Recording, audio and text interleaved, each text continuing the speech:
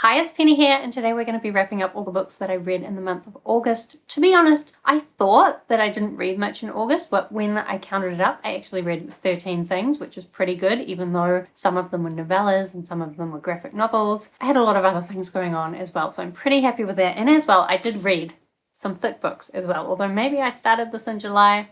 Anyway, as usual, I am going to do this book battle style, which means I pair up all the books, I battle them against each other until we come up with the best book of the month. So let's start. Our first battle is going to be between Fugitive, Telemetry by Matha and Sanctuary by Ilona Andrews. So firstly, we have Fugitive, Telemetry. This is the fifth book, I believe, in the Murderbot series. The first four books of the Murderbot series really fit together, and we're following Murderbot, who is this security robot. However, they've hacked their governor module so that they have a lot more freedom than a normal security bot, and mainly they've done that so they can just watch a lot of television, and they're always downloading shows to watch, and also a little bit annoyed that they always end up in a situation where they need to protect the humans around them. And a lot of the series is really exploring Murderbot's relationship with humans and where their place in the world is and what they want to do. So as I mentioned, this one is a little bit separate from the first four books, and I think a little bit separate from the next two. This one is in some ways just a self-contained little murder mystery. We do still have some of the humans around that we have already met, but mostly Murderbot is involved in this murder that's happened in this space station and trying to work out what happened. It's very short, so in some ways there's not much to it, but actually, given where I was at mentally this month, that's what I wanted from this. And we still have, you know, that classic Murderbot tone where Murderbot is just so like snarky and cynical all the time and just so relatable, even though they are a bot. I will say though, one of the things I liked the most about the first four books was the inclusion of other bots and Murderbot's relationship with other bots. Even though it's the human relationships, it's kind of the focus of the series, I always like the bots. And I do feel like even though there was a tiny bit of the bots in this one, I wish there had been a lot more. But overall, it was just a lot of fun, which is also the case for the next novella. I read Sanctuary. So this is by Ilona Andrews, who was one of my favorite authors. They wrote the Kate Daniels series, and this novella is set in that same world, except we're following one of the side characters, Roman, who is this dark priest. And in the story, this teenage boy shows up at his house in the middle of nowhere and asks for sanctuary, which he then has to give to him. And shortly after that, a bunch of mercenaries and tough guys show up trying to hunt down this young boy. So there's a fair amount of action and fighting in this, but I do like the way that Ilona Andrews always balances that with, I don't know, like a sense of humor and also a little bit of philosophy. In this one, there's a lot of talk about the difference between good and evil and how it's not as black and white as it might seem. And also, I guess that darkness doesn't necessarily need to equate with evil, and so even though he's a dark priest, he can still be a good guy. And there's a lot about like balance in the world, which is a theme that I always like looking into. I will say, if you haven't read anything in the Kate Daniels world, I don't think this is a very good place to start, because there isn't really that much to the story itself. In a lot of ways, it feels like maybe just the introduction to something new. We did get to meet a potential love interest, but nothing really happened with that. And I'm not into romance, so I wasn't bothered by that, but I think some people would be. So for me, I just feel a lot of comfort being back in this world. But if you don't know the world, I don't know that you get much out of this story. I will say, if you do know this world and you're excited to jump back into it a little bit, this will be a really good Christmas read because it is set at Christmas time. Oh, and there is also a lot of these like cute little mythological creatures that are kind of cute actually, but also kind of creepy and twisted, and I really enjoyed that element of the story. So if we're putting these two books up against each other, both of these are my favorites in terms of like the worlds and the characters, but I do think the Murderbot story was a better story, and I think it added a lot more to that world and the character development than Sanctuary did for its characters and its world. So for that reason, we're going to put Fugitive, Telemetry through to the next round.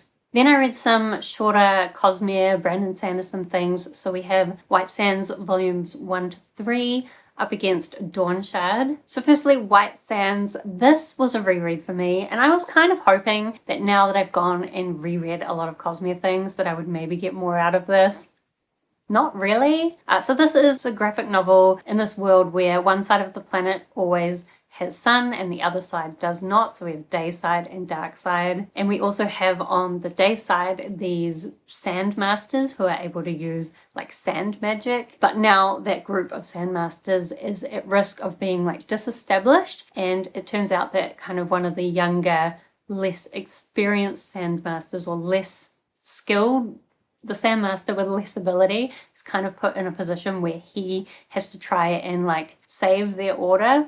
There's a bit more going on, but to be honest, firstly, the art wasn't great. They did change the art style in the second half of volume 2 and then again for volume 3, and I thought it was improved, but I also just think that the story doesn't really fit the graphic format very well. I don't think the setting of the world really translated well to cool visuals, and as well there's a lot of dialogue, and Brandon Sanderson always has really complex world building, and I just don't think he was able to express a lot of that complexity in that visual medium. As well, what Brandon Sanderson often does really well is like seed information throughout the story, but wrap it in everything that's happening, so you don't necessarily put together the clues until he puts them together for you, and then it's like amazing to see how everything's come together and how you didn't see it even though it was all there.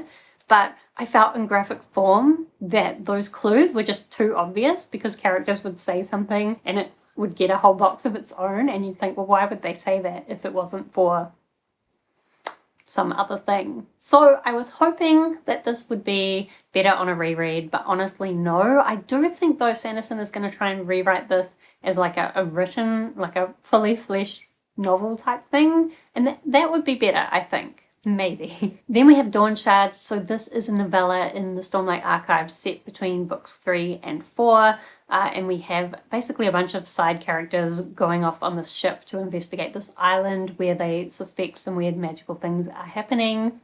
And they are. There were some characters in this that we got to know better that I really enjoyed, especially the disability representation was good. There were also some characters in this that I already dislike a lot from the Stormlight Archives. However, it did kind of acknowledge and like have an opportunity for the character to realize that they were annoying, which was an interesting thing to do and didn't quite convince me against my dislike of that character, but at least it gives me hope that maybe he would be less annoying in the future. I was a little bit surprised about the lack of Dawnshards in this novella. I was hoping to learn a lot more about them, but maybe we do in Rhythm of War. I haven't read it yet. That's the 4th Stormlight Archive book. But I do still think this is probably an important novella not to miss if you're reading the Stormlight Archives. Like, I think all the novellas, even though they're kind of placed as like bonus extras, I think as well they do really provide a lot of world building and extra information that is useful to know and helps you to understand the full complexity of the Stormlight Archives. So definitely don't miss this one. It does have a fair amount of action and humour,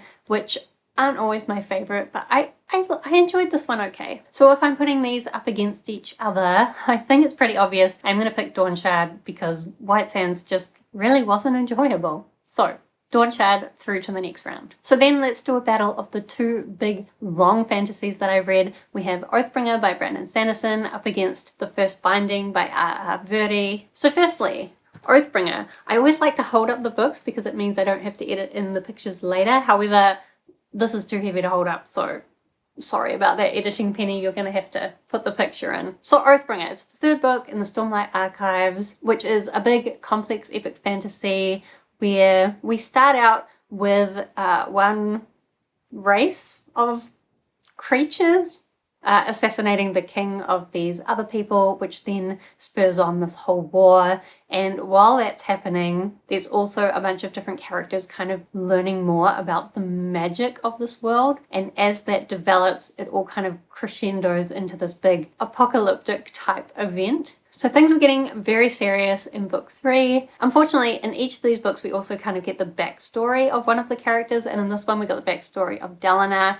And I have never really liked Dalinar as much as a lot of people do. I can see what Sanderson was trying to do with Dalinar's character, but I still found myself so frustrated with the way he sulks about his guilt about the things he's done in the past. Like, the idea is meant to be he's done terrible things in the past, and then, you know, he's gone on a journey to become a better person, and it's showing, I guess, what that might be like, and the idea that people can redeem themselves. But he's just such a whiny baby about it the whole time, and just centers himself too much rather than centering the people that he's hurt, that it was very frustrating to me to spend so much time on his journey and like on all the horrible things that he's done. And to be honest, I think I've seen some people lately talking about how there might be some deaths in the 5th book, Wind and Truth, and maybe I kind of hope that Dalinar dies.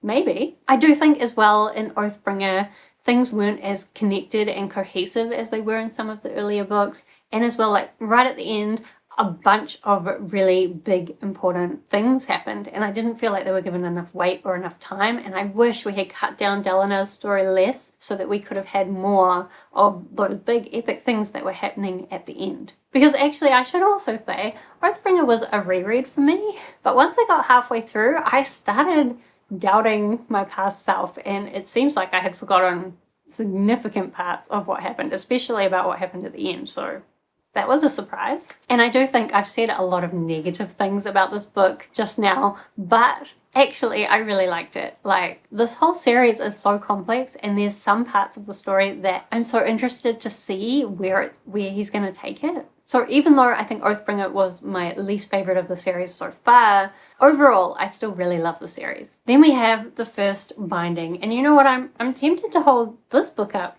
instead, because the first binding was such a blatant rip-off of The Name of the Wind that I don't even know how to talk about it anymore. So we're following this young boy, and he has some traumatic things happen, and then he's basically got this aspiration of learning the magic of the world and going to this university to learn magic, where he could then execute some kind of vengeance on the things that happened to his family. I'm trying to keep it vague because I don't want to spoil the first binding for you, and I also don't want to spoil The Name of the Wind for you. But the plot beats of the first binding was so similar to The Name of the Wind. Like, at first, I was willing to overlook it. I was like, a lot of these things are just generic fantasy tropes, so the fact that they're similar doesn't really mean anything. But it just kept following the same plot beats in such a similar way that eventually I couldn't overlook it.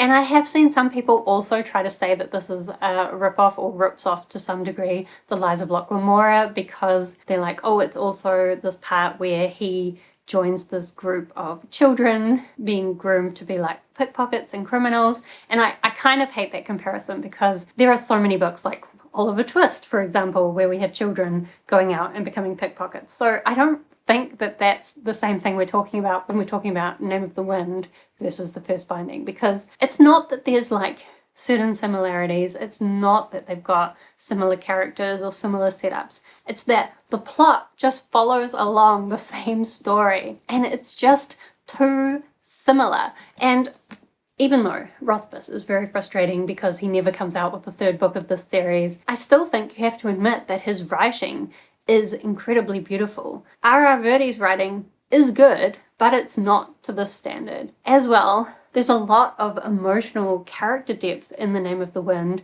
that I don't think the first binding pulls off. So like, the fact that he copied all the plot points of The Name of the Wind just makes it so much easier for me to contrast the two, and Name of the Wind comes out on top. This is not meant to be a book battle between Name of the Wind and the first binding, but I couldn't help but compare the two, and especially once in the first binding we get to the university, I felt like there were so many things in the university that weren't explained, because it was like R.R. Virdi was just assuming that of course it will work like it worked in The Name of the Wind. But in The Name of the Wind, you get to follow along with the characters' discovery of the university and how it works, and everything feels a lot more like built out and fully formed. Anyway, the summary is that I am incredibly frustrated because I felt like this book had a lot of potential, even though it was incredibly slow paced as well. That's another criticism I have. I still thought it had a lot of potential, but I can't support anything that seems that much of a ripoff to me. So I don't think I'm going to continue the series. I have actually heard, I saw one person write that they didn't think the first book was that close to the name of the wind, but they thought the second book was a complete ripoff of Wise Man's Fear. So unless I see people saying amazing things, I don't think I'm going to be able to continue that series, and I'm so disappointed.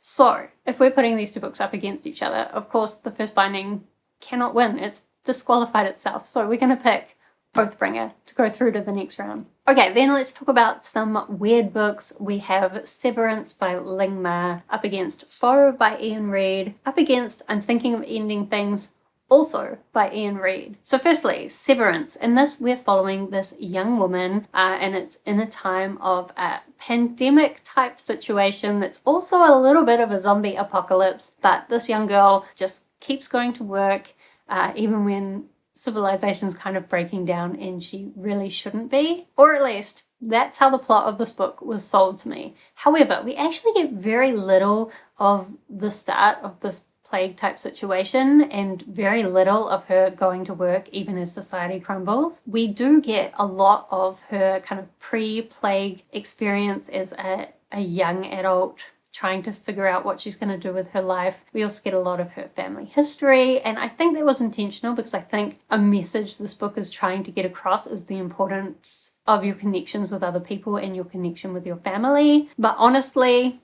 those were the most boring parts for me. I wanted a zombie apocalypse. I did like the other part we got, which was kind of like post-plague, where there is this group of survivors of this zombie apocalypse as they're traveling towards somewhere where they think they're going to be safe. Unfortunately, we only got like a handful of chapters in that part of the story, and the ending was nothing. Like, nothing happened. The most unsatisfying ending I've read in a long time. And I don't even know still what the ending was really trying to say. I haven't decided. So then as well, we only got a few bits of her like going to work despite this breakdown of civilization. And I liked what it was trying to say in there about kind of the pointlessness of what a lot of people are doing for work, and I guess the criticisms it was making of a capitalist society. But again, there just wasn't enough of it, and I felt like we didn't get enough depth to that compared to what this book was sold to me as. So in the end, I ended up being a bit disappointed with that one. Then I read Foe by Iain Reid. So this is about this couple. They live out kind of in the country somewhere, and then this man shows up at the door and says, hey, you've won the lottery, you're going to get to go to space. But specifically, the husband is going to go to space, and the wife is acting really weird about it. And the guy who's come to make this announcement is also being really weird about it. And the whole thing is written from the husband's perspective, and he's also being really weird about it. So for most of this book, you know that something else is going on, but you don't really know what it is. And it's that slow discovery of what it is that I really enjoyed about this story. I actually also really liked what I think it was trying to say a little bit about relationships, although I don't know if I could actually convey what it is that I think it was saying. But it's definitely a book that when I think back on it, I can think a lot. Like, it gives me a lot of thoughts. So I know a lot of people don't necessarily like this, and if you don't like not knowing what's going on, then this will not be the book for you. But I actually kind of want to reread it just so that I can see all the clues and the hints to what actually turns out to be happening. It's a really strange one, and it definitely drags a little bit in the middle. It starts to become a bit too much. I do wonder if this would have been better as more of a novella or short story. But regardless, I quite enjoyed this one, which is in contrast to the other book by Iain Reid that I picked up, which is I'm Thinking of Ending Things. This one, I will admit, I have already seen the Netflix adaptation, so maybe that's what ruined it for me. But also, I just don't think it was weird enough, in the beginning at least, because I ended up DNFing this at about a third of the way in, I think. So we're following this young woman who's in the car with her boyfriend, and they're driving to meet his parents, and she is thinking about breaking up with him, and they're kind of reminiscing about their past and how they met. And I know from having watched the Netflix adaptation that it's gonna get way weirder, but nothing in that first third was really that weird or interesting or made me, like with Foe, I knew things were off right from the beginning, and I love trying to work out what it is. I'm Thinking of Ending Things was just quite a boring conversation between this couple, and I didn't find anything that it was really talking about to be interesting, and I just couldn't do it. So I gave up. and I don't feel bad about it. So if we put these 3 books up against each other, firstly, we're definitely going to take I'm Thinking of Ending Things off because I didn't have a good time with it. Between Foe and Severance, there were some parts of Severance that I really liked, like that post-plague section was really dark. If we had gotten more of that, or more of this like weird going to work in an apocalyptic type situation, like if we gotten any more of those bits and less of all the other stuff, I think I could have liked it more, but we didn't. So for that reason, we're going to pick Foe as the winner of this battle and put it through to the next round. Then there were 2 more things that I read in the month. We have Untold Tales of I Hate Fairyland by Scotty Young and Gabriel Barr, but actually by a lot of other people, up against 100 Days Happier by Dominique Bertolucci. So firstly, Untold Tales of I Hate Fairyland. This is a very newly released like short story anthology or compendium of a bunch of short stories in the world of I Hate Fairyland, just made by a lot of different artists and creators. And because of that, it was very varied. Some of them were better quality than others. Some of them I liked the art, some of them I didn't. None of the stories really added anything to the world or the story because they were all just like little stories on the side. Some of them were terrible and some of them were kind of fun, but overall I probably could have not read this. Even though I do really like the original I Hate Fairyland series, I kind of wish there was no more because I was happy with what we had, and everything new I'm reading to do with that series is not what I was looking for. But if you do want to read a story about a cute little girl who gets sucked through into Fairyland and then goes absolutely feral because she can't find the key to get out for 27 years and she just starts destroying everything, like if you'd like that, you should read the original I Hate Fairyland books, but this was not really it. So then I read 100 Days Happier. So this is a book that's designed to be like a little page that you look at each day to get inspiration for how to be happier, and each day kind of has a little quote and then just a little paragraph about an idea about how to be happier. So admittedly, I didn't read this like you're supposed to because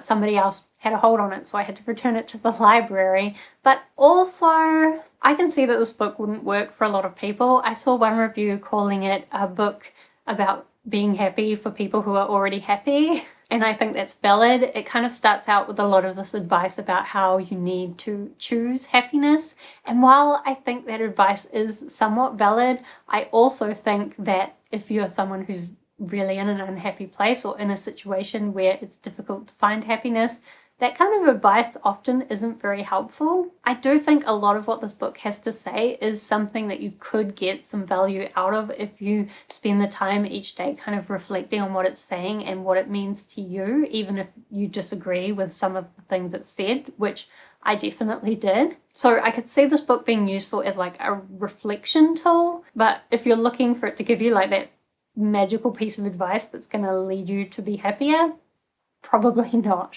So if I'm putting these 2 up against each other, honestly, I wouldn't really pick either of them, and I'm not going to. I don't think either of these deserves to go through to the next round, and the whole battle will be easier for me if we don't have another book in the semi-finals, so let's not bother. Instead, let's do a couple of semi-final battles. So firstly, we have Fugitive Telemetry by Matha up against Dawnshard by Brandon Sanderson, and I definitely am going to pick Fugitive Telemetry. I'm just trying to think about why. I think I just love Murderbot so much. And I also think this is a much more like self-contained story, whereas Dawnshard definitely needs to be read in the context of the Stormlight Archives. Fugitive Telemetry you could almost read by itself, although I wouldn't recommend reading it without having read the rest of the Murderbot books. But you probably could. And I love Murderbot. I liked the murder mystery. I had a good time with it. So we're going to pick Fugitive Telemetry to go through to the final. And then we have Oathbringer by Brandon Sanderson up against Foe by Iain Reid. And actually I'm remembering now that I don't let rereads win, and I normally don't let them go through from the first round, except that there's no way I was letting the first binding go through, so whatever. Anyway, since I don't let rereads win, we'll take Oathbringer out and put Foe through to the finals. Maybe I would have done that anyway. I don't know, it's hard because I like them in very different ways, but I probably had a lot more criticisms of Oathbringer, so we'll put Foe through to the finals. So that means the final is going to be Fugitive Telemetry by Matha up against Foe by Iain Reid. And that's an interesting battle. I would say Foe was more of a surprise to me because I had heard some negative things about it, and also whenever anyone talks about that book, like obviously there's a lot of unknowns in the explanation, so I didn't really know what to expect going into it. So then when I did enjoy it, it was more of a surprise. So I kind of have like more positive feelings about it. But I also think more people would like Fugitive Telemetry, and like I went into that knowing I would love it, but that doesn't mean that it doesn't deserve to be the best book of the month just because it wasn't a surprise that it was the best book of the month. I think it was the best book of the month. So let's pick Fugitive Telemetry as the best book because it was just a great time. Anyway, let me know what you read in the month of August and what your favourite book was. And of course, if you've read any of the books that I talked about in this video, I would love to talk with you about them down in the comments. Do subscribe if you'd like to see more of my bookish videos. Otherwise, thank you so much for watching. I hope that you are doing well, and I will see you next time.